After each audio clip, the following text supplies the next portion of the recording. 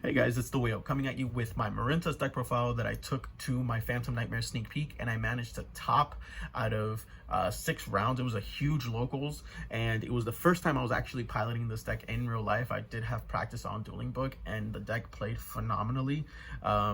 Like always, if you guys only care about the deck image, there's going to be a deck image down below that you guys can just click to look at the deck.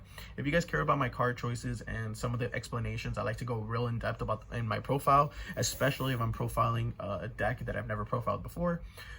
Just stick around through the video, and I'll probably talk about the tournament around the end. So let's get started. For the true blue and true, 3 blue tang. So if you guys are unaware about the Marincess archetype, the Marincess archetype is a water cyberse archetype. It's almost the equivalent of Salamangreats. I really wanted to rock like a water deck, you know, since this is basically, like, as Pac likes to call it, the year of the fire. So everything is fire right now, which is very true, minus the odd labyrinth here and there. But I wanted to play like a water-based deck. So it was between this, Umi, or Shark. And unfortunately, I didn't feel comfortable in those 2 decks that they can compete right now. So I decided to play a hand trap deck, which is Marincess. For many of you guys that don't know, Marincess, the big core of the deck is only about, like, let's just say 17, 18 to 20 cards. Yeah, like 18 to 20 cards, 22 cards if you guys want here and there. And the rest is just a full flex spots. So basically half the deck is core, and then half the deck is whatever you want it to be, which is a lot of space. So I want to get started with the 1-card combo, like the 1-card starters. As long as you see a Marincess card, honestly, you're going to get set up to the point that, you know, you kind of get the ball rolling. So Blue Tang just does everything. It's a 1-card starter. It gets you to your link 4. It is amazing. 3 Spring Girl. These are obviously, for me, in my honest opinion, like in terms of importance, Blue Tang being the most important. You always want to try to see her, but it's not the end of the world if you don't. Spring Girl is another Marincess name, and probably the second best Marincess. These 2 allow you to chain block. So like I said, they're playing right now a lot of hand traps. I haven't really come across any board breakers or anything like that, minus the odd super polys, which I will talk about soon. But Spring Girl chain blocks, Blue Tang's chain blocks. It's really, really good. If you use Blue Tang on normal or special summon, you're allowed to foolish a Marincess monster from your deck to the graveyard. And then if Blue Tang is used as a link material for a water monster, you can excavate top 3 cards. And if you excavate a Marincess card, you can add it to your hand. Spring Girl, basically, it's an extender, so it lets you banish a Marincess from your graveyard, special summon her from your hand, and then if this one is used as a link summon, you can excavate cards up to the number of Marincess cards that you currently control, like face-up monster cards, and then burn your opponent for 200 for each Marincess card sent to the graveyard. So that actually came up in one game. I thought it was really nice. It won me the game there. For the next important Marincess, 3 Seahorse. This is just simply an extender, but it is a 1-card basically starter. Most of them are, but these are, like, I guess the most important ones. Essentially, it lets you special summon itself to a Marincess link arrow that you know it points to. So if you're pointing to down, you can special summon it. It's not an effect that activates. It also has a secret effect in the graveyard that I never used. You banish it and you get to special summon a Marincess from your hand. Except the turn that it was sent there to the graveyard. I never used it, but still, it's pretty good. These, I would say, are the most important Marincess that you want to try to see in your opening hands if you can. But they're not alone. We have 3 Pastalis, whatever you guys want to call it. Essentially, on normal summon or special summon, this lets you special summon a Marincess monster from your hand in defense position, which is pretty good. Usually, if I see this, it's already basically a toad board, a Bahamut toad, or this just allows you to make a bigger board. This lets me always make Crystal Heart to make my link monster unaffected. It also has an effect that isn't so secret. This is the second effect is actually the effect that I use the most, which is when this card is in the graveyard, except the turn that it was sent there, except the turn it was sent to the graveyard, you can banish it to target a Marincess spell or trap in your graveyard and add it to your hand. So that is one way you can recycle your Marincess Wave, your Marincess Battle Ocean, your dives, etc., etc. This deck has a lot of recurability from the graveyard. Everybody might think like Salamangreats, kind of like, okay, like you Nibiru them, that, you know, it's done. In this deck, Nibiru doesn't hurt as much because a lot of your follow-up comes from the graveyard, which is phenomenal, and it really takes a lot of people off guard. Like, you don't understand how many times, like, people have felt confident and then they pass turn over to me and I'm just like, okay, banish Coral Triangle, special summon, and then I just Zealantis them to death, and they're like, I did not know that card did that. Yep, pretty busted. And for the last of the Marincess monsters, we're running 2 Mandarin. So if you guys just see these cards right here, yes, this is at least your rank 3 Coral Triangle with your being able to search your Marincess wave. So this is still pretty good. Like I said, as long as you get to your link 3, even though it's weak, it has a lot of follow-up in the graveyard, and you're going to be playing next turn. Not only that, if you have a handful of hand traps, which I did open, I always opened like 1 or 2 Marincess cards, and then the rest were hand traps, which were phenomenal. It was great. It's how the deck needs to work. You're basically golden. So I would say Pastilus and Mandarin are I'm sorry, I haven't explained it. So Mandarin, if you control 2 or more Marincess monsters while this card is in your hand or in your graveyard, you can target 1 water link monster you control, special summon this card to a zone it points to, but banish it when it leaves the field. So again, these 5 right over here, Pastilus and Mandarin, they at least get you to the link 3, while Blue Tang, Spring Girl, and Seahorse get you to the link 4, which in the end of the day is kind of what you want to try to do. So those are it for the Marincess monsters. I believe there's 14. I did want to try to add in a Basilalima. If you guys are unfamiliar with that, it's basically another level 4 Marincess that if it's in the graveyard and a Marincess monster would be destroyed by a card effect, you can banish it instead. It's kind of like a Balinx effect, but I could not find the room. Like, there's actually a card that I will cut for it, and I do think that this is the format to run Basilalima because there's so much destruction. And essentially, if you get rid of your normal summon for this and you don't have gas or an extender, you're basically going to lose that. So for the rest of the Marincess engine, we are running 2 dive. This I would feel is pretty stable nowadays, the 2 dive. I don't think 3 is necessary at all. You're always going to have it. If you open it, it's even better because you can search Battle Ocean. Essentially, you can activate one of the following effects. You can target 1 non-link Marincess monster in your graveyard, special summon in defense, or if you control Marincess Battle Ocean, you can special summon the monster from the deck instead. Keep in mind that this card cannot be ashed. Okay, so what I mean by that is that if you have to declare the effect that you're activating. So if you activate the graveyard effect, that card cannot be ashed, even though this says special summon from the deck, because you activate one of those cards. You activate like on like I forgot what it was, but it just can't be ashed unless you have Battle Ocean and you declare that you're gonna special summon from grave. I'm sorry, from deck. And for the last Marincess spell, we are playing the 1 Battle Ocean. Battle Ocean is pretty good. Honestly, I didn't really want to draw it too much. And not that I didn't want to draw it, it's just, it's always searchable. Even if your opponent managed to pop in and send it to the graveyard, you have Anemone, you have Pasculus, you have Marbled Rock. Like, honestly, like, it's fine. I think these are the correct ratios. And to round up the Marincess core of the deck, we are running the 2 wave. For me, I know that a lot of people are on 1 wave, some people are on 2, some people are on 3. Honestly, this card is just fantastic if you're going first. If you're going second, it's still pretty good because right now Droll is in the format. I wanted to play a deck that did not lose to Droll, or like Ash or Valor or something like that. You know, unfortunately, this deck has to play through Nibiru, but there are lines where you can play through Nibiru. So yeah, Marincess wave, I think at 2 is just the perfect number, at least for me personally.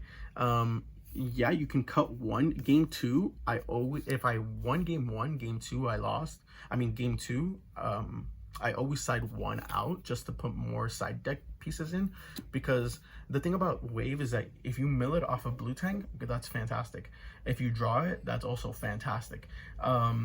Again, it's not this card right here is what makes Marincess broken next to the hand trap. So essentially it states that if you control Marincess link monster, you can target 1 face-up monster your opponent controls, negate that monster's face-up effects, and then until the end of the turn. Then if you control a link 2 or higher Marincess monster, all face-up monsters you currently control are unaffected by your opponent's card effects until the end of the turn.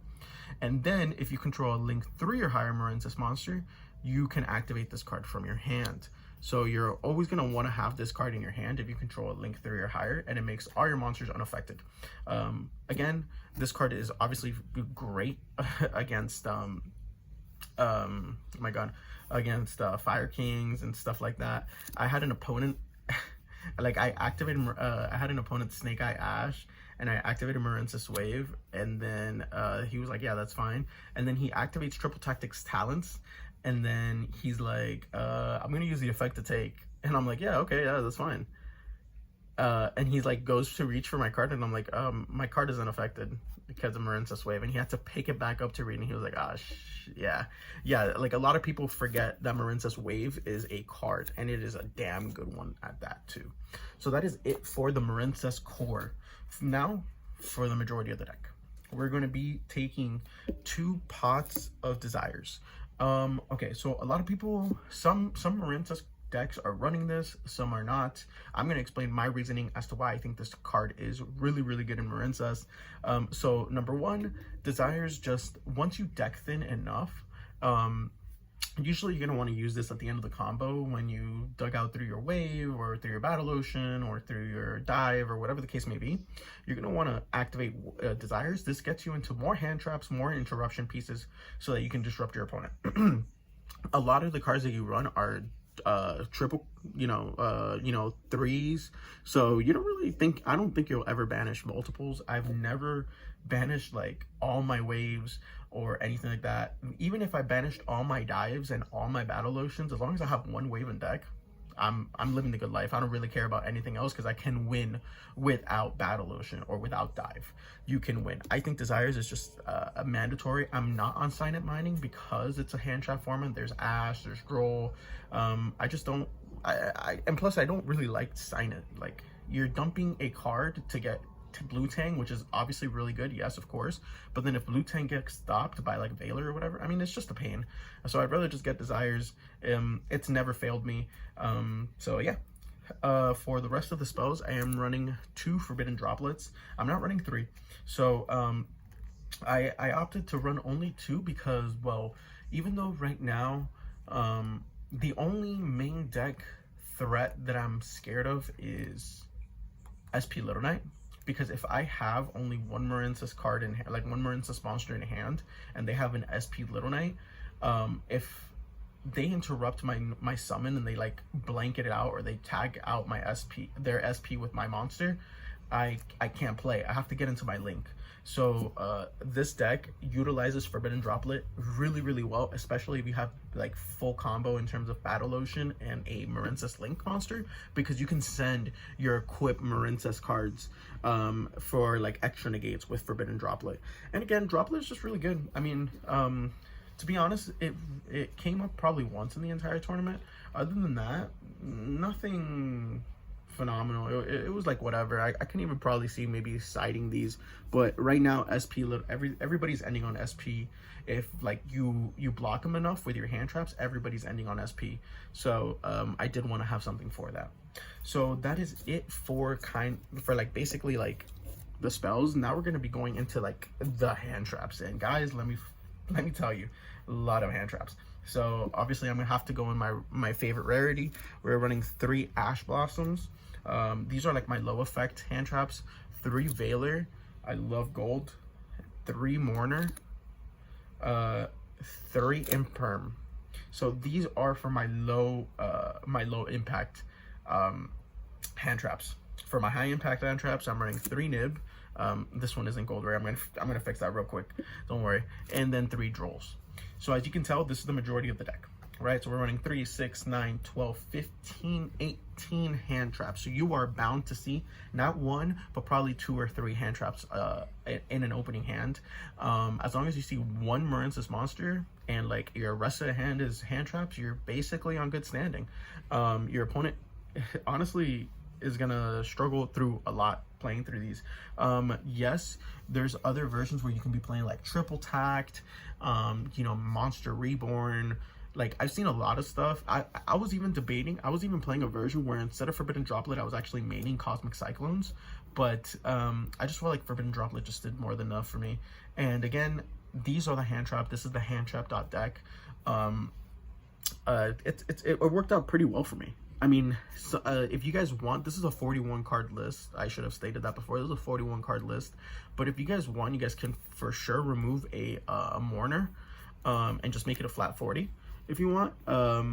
The thing with mourner is that I liked it because I wanted to play under shifter just in case, and also, yes, I could have just removed one and made it an equal 40, but then I got kind of lazy, and honestly, it was fine. You know, there would be hands where I opened mourner, Ash, Imperm, or mourner, you know, any combination of this and like a blue tang. Oh my god, that was just GG. Like, my opponent could not do anything. You know, and if they triple tactics, they usually triple tactics to draw 2 if I didn't draw them, because by that point I already stopped so much of their plays. So that is it for the main deck. Let's go over to the extra deck. The extra deck is pretty standard in my opinion. So we're running the 2 Sea Angel.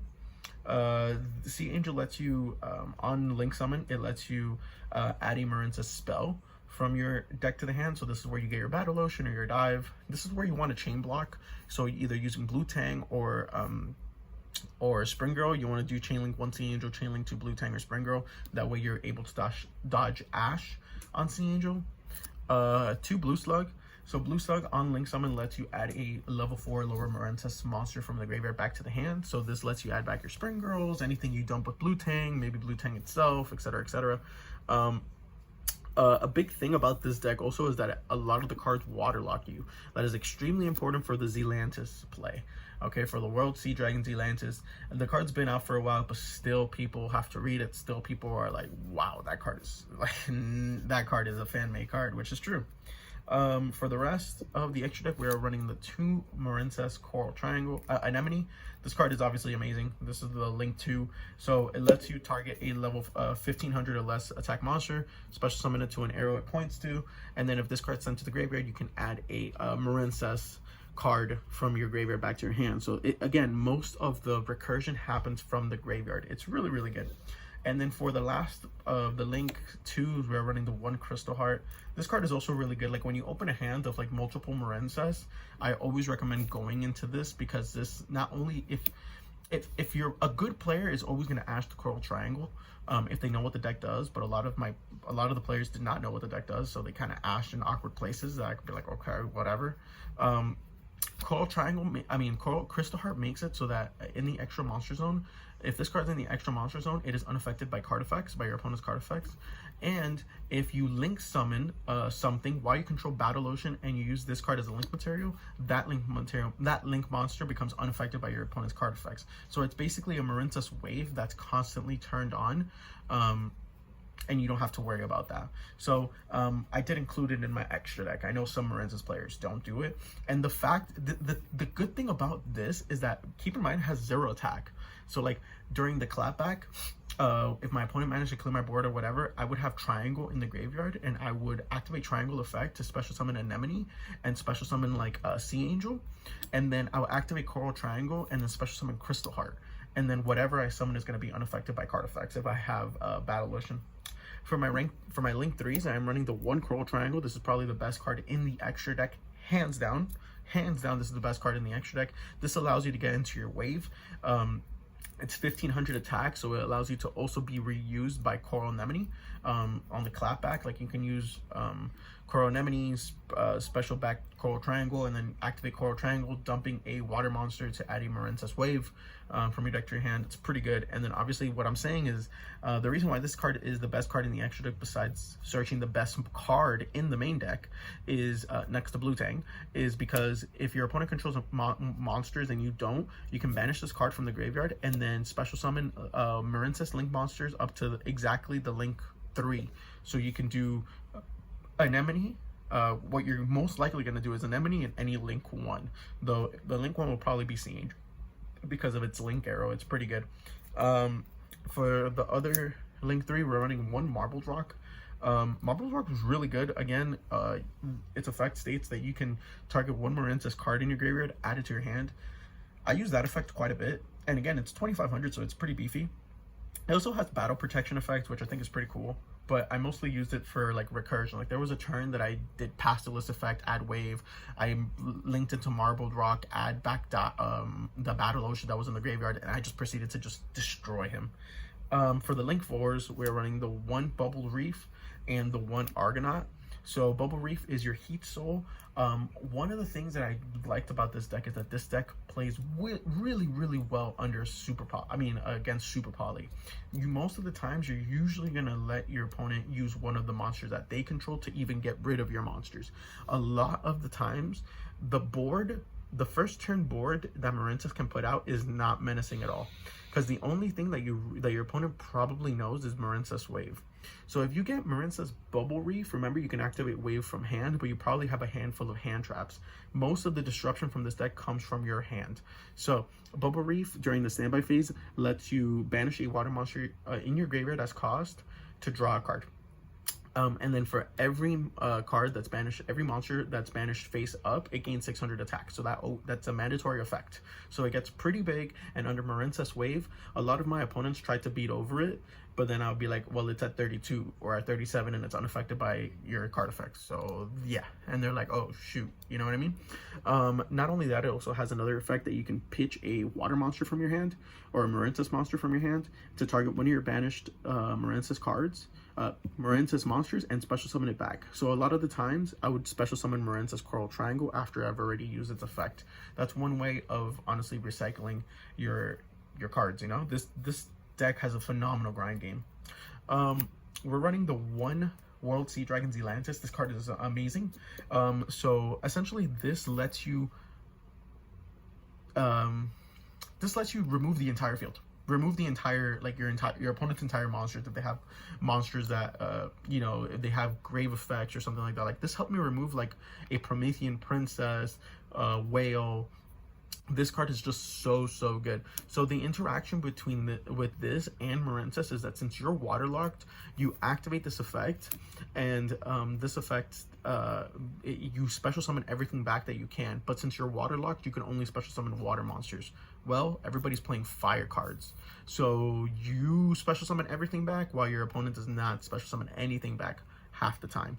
And then this also has an effect that during the battle phase, depending on how many co-links this is attached to, you get to non-target destroy cards on the field, on your opponent's field. So it's really good. So a lot of the times during my opponent's turn, during the clackback, I would have like something like, let's just hypothetically say Argonaut and this, like this, right? So they're co-linked. My opponent activates something, I activate Wave from hand, and now my Argonaut is unaffected by card effects, by my opponent's activated card effects, and Zealantis is unaffected by my opponent's card effects. So the only way that they can actually do anything is by battle. So they will attempt to enter battle, and then Zealantis, a quick effect during the battle phase, I can pop 2 cards my opponent controls. So it made it so like this card was an annoyance to get rid of. Most of the times I would have this out with Great Bubbled Reef. Honestly, I would say Great Bubbled Reef is probably the actual boss monster of this deck. For the last of the links, I am playing one Iria, the Water Charmer. This lets you play around, not play around, but like I guess like if you get Nibiru, you can use the token. One of the reasons why I didn't want to play Triple Tactics Talents is actually because if I found myself playing Triple Tactics and taking my opponent's monster, I found myself most of the time giving it back to them. A lot of link monsters that you have require water monsters. The only one that doesn't require a water monster is Gentle Charmer and World Dragon Zealantis. So I ended up just kind of cutting that, and I'm like, I didn't want to play Triple Tax, and then ended up playing the Droplets instead. And then for the XYZs, where I'm playing the Bahamut Shark and the Totally Awesome, I actually never made this. Not because I couldn't, but just because I figured that making the unaffected Crystal Heart into my Link 4, whichever Link 4 that was at the time, was just better. Again, I'm very cautious about Super Poly, because most of the time, if you end on Toad and a Link 4 Marincess, yeah, you're cool, haha, you're sitting pretty, you have a ton of negates and a ton of interruptions, but just one Super Poly can really knock that like out the bush. So most of the times I always ended on just one monster, you know, to make my opponent lose his own resources to activate Super Poly, and it worked obviously. For the side deck, I played 3 Ghost Bell, Of course, I love my gold rare. I know, cringy, but whatever. It helps me cheat because I draw them more. So 3 ghost spell. This was obviously phenomenal against the lab matchup. It was just really, really good. Nothing I can really say about that. 3 Phantasme. So Phantasme was also really good. I would use this to kind of fix my hands. There was a game 2 or game 3 where I didn't see a single Marincess monster and I just had a handful of hand traps. Unfortunately, that does tend to happen in this deck if you're playing so many hand traps. But Fantastical Dragon Phantasme really fixed that for me because my opponent was playing Snake Eyes. He went Link Karibo. Okay, that's fine. And then he linked into something else while Link Karibo was on the field. So I activate Phantasme in the hand because Phantasme states it's on Link's special summon. So if a Link monster that's special summoned is special summoned, you can drop this. So it doesn't matter if it's from the graveyard or whatever. So I think... yeah, so he activates Karibo in the graveyard. He already had a Link monster. On resolution, I Phantasme. So I draw 3 cards. I draw into like 2 Marincess cards, and I put back like some useless cards that I wasn't going to do anything on that matchup. And then I ended up just hand trapping him to death. Not only that, this is really good against SP. If like your opponent decides to like target, you know, one of your monsters, you can just discard one and negate it. It's really good. For the rest of the spells, we are running 3 Cosmic Cyclones. This was cited in almost every game. I faced not a lot of lab, I'm sorry. I faced like 2 labs and I won both of them. Cosmic is just so good.